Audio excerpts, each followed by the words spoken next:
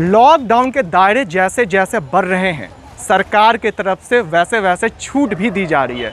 फिलहाल लॉकडाउन में जो सबसे बड़ी छूट जिसे मानी जा सकती है वो है सवारी गाड़ियों को चलाने का निर्देश दे दिया गया है। लेकिन इस वक्त हम पटना जंक्शन पे मौजूद है और यहाँ पे काफ़ी संख्या में जो ऑटो चालक हैं वो सरकार का विरोध कर रहे हैं इस फैसले से। क्या वजह है, हम उनसे बात करेंगे, जानने की कोशिश करेंगे। क्या नाम हुआ आपका?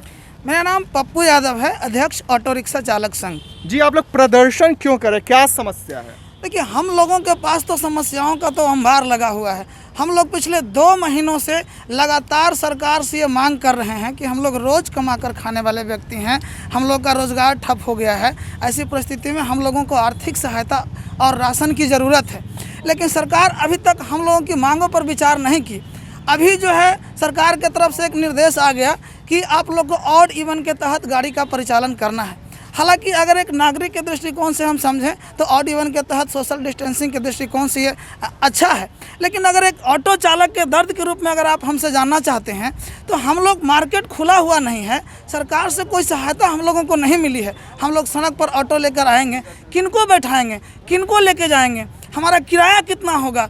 ऐसी उपापोह की स्थिति में हम लोग कैसे गाड़ी का परिचालन कर पाएंगे? तो सरकार तो कह रही है कि जिला प्रशासन तय करेगी रेट, मूल्य की कितना लेना है। जिला प्रशासन और सरकार तो हम लोगों के पिछले 2 महीने से आश्वासन दे रही है, लेकिन तय करेगी तो हम लोग किनको बिठा के लेकर जाएंगे जब मार्केट ही नहीं खुला है। ऐसे में हम लोग सरकार से ये मांग कर रहे हैं कि हम लोगों को आर्थिक सहायता बहुत आवश्यक है, क्योंकि एक तो सड़कों पे आएंगे तो हम लोगों की कमाई नहीं होगी, लेकिन लॉकडाउन खुलने के वजह से जो हमारे मकान मालिक हैं, जो हमारे राशन दुकानदार हैं, जो हमारे गाड़ी के फाइनेंसर हैं, वो हम लोगों पर लगातार दबाव बनाना अभी से ही शुरू कर दिए कि अब आप लोग का तो गाड़ी का परिचालन खुल गया है, अब आप लोग उस किस्त को जमा करिए, मकान का किराया दीजिए। तो ऐसे परिस्थिति में जब हमारी कमाई नहीं होगी तो हम लोग कहाँ से देंगे? इसलिए अब तो हम लोग दोहरी मार झेल रहे हैं, एक तो फाइनेंसर का प्रेशर, मकान मालिक का प्रेशर, और दूसरा जो है आर्थिक संकट हम लोग के साथ में है।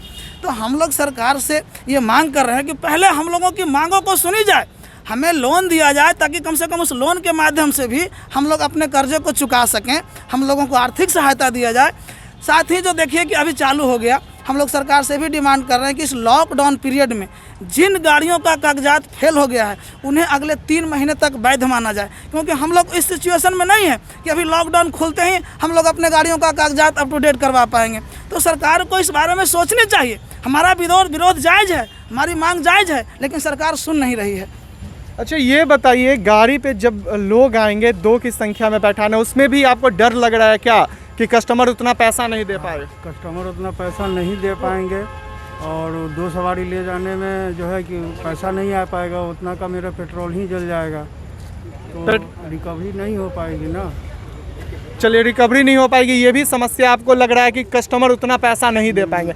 इसके लिए भी कुछ उपाय आप लोग अपनाए हैं क्या, या बुक करके जाएंगे या क्या कुछ इसके लिए? तो बुक करके जाएंगे तो लोकल सवारी इतना पैसा देंगे नहीं, तो फिर वो हर तो सरकार को क्या करना चाहिए इस पे? तो सरकार तो उपाय वही करेंगे ना, सरकार उपाय करेंगे। चलिए, इन सब समस्याओं से ये काफ़ी परेशान है, कह रहे सरकार जो निर्देश दी है लेकिन इसका समाधान सरकार नहीं निकाली। ये बताइए, सरकार की तरफ से जो आदेश आए हैं पहले इसे आप कैसे देख रहे हैं, ये बताइए। सरकार का जो आदेश है उसे हम सिर्फ एक अराजकता के तौर पे ही देख रहे हैं और कुछ नहीं देख रहे हैं। सरकार को मालूम है कि पिछले 2 महीने से बिहार लॉकडाउन में है, कोई भी मार्केट खुला नहीं है, कोई भी आवागमन नहीं है, ट्रेन भी एक ही ट्रेन आ रहा है, उससे भी ज़्यादा यात्री उतर नहीं रहा है, सबके अपनी अपनी गाड़ियां हैं। इस हालात में जो इन्होंने परिवहन शुरुआत किया है, ये हमारी ये जो मांगे हैं इनको इग्नोर करने के लिए, ये 2 महीने में ये मांगों को पूरा करने में ये सरकार असमर्थ रहे।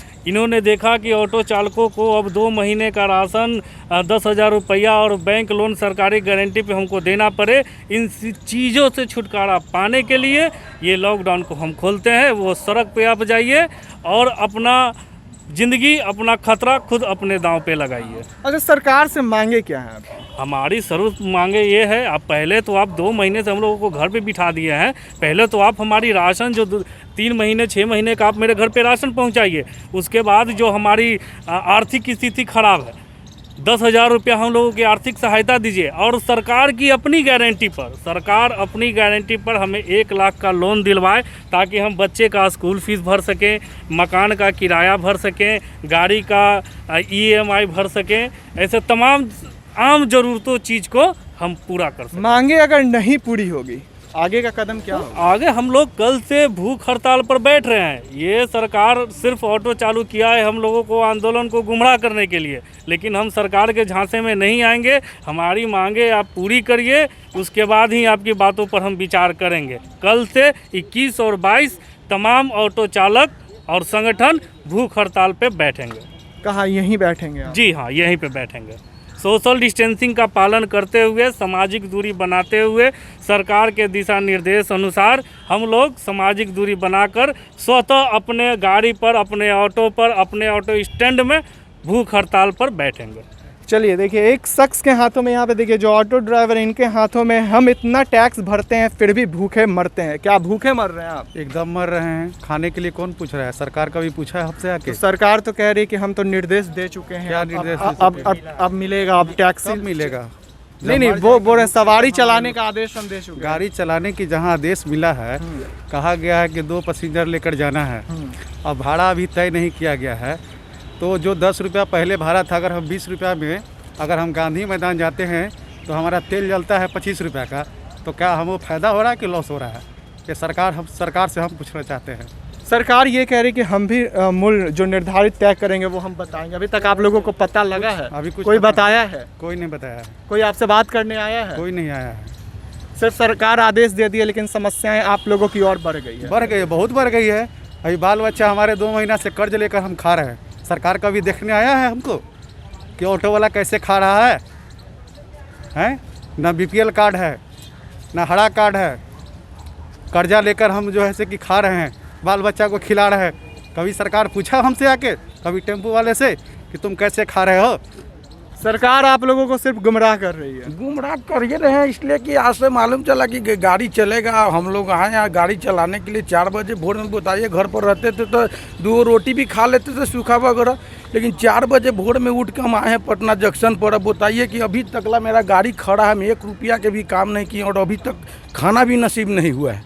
सरकार का यही मंशा है कि गाड़ी चलावे रोड पर न। अच्छा ये बताइए, सवारी मिल नहीं रही है, सवारी उस रेट को सुनकर भाग जा रहा है? नहीं, रेट सवारी मिल भी नहीं रही है। रेट तो सवारी है ही नहीं है रोड पर। आप भी घूम के देख लीजिए ना, आप लोग तो पूरा पटना घूमते हैं, देख लीजिए कहाँ सवारी है, गाड़ी का संख्या कितना है। यही समस्या है, बहुत बड़ा समस्या है। हम लोग 2 महीना से बैठे हुए हैं। गाड़ियाँ निकलेगी, ऑटो निकलेगी तो सवारी अपने आप सड़क पर आएंगे जरूरी। तो कहाँ, तो आज भी तो पेपर में दिया हुआ है, कहाँ सवारी निकल बाबा, रहा तो आपने सोच लिया कि आप भूख हड़ताल पे बैठेंगे? बैठेंगे, कोई उपाय नहीं। कोई उपाय नहीं है। सरकार के इस फैसले से आप खुश नहीं हैं? खुश नहीं है। सरकार को क्या करना चाहिए? सरकार को अपना पहलू बदलना चाहिए। रोड पे आ गए हम लोग। आप लोगों के पास अब खाने पीने के लिए कुछ बिल्कुल नहीं पैसे है।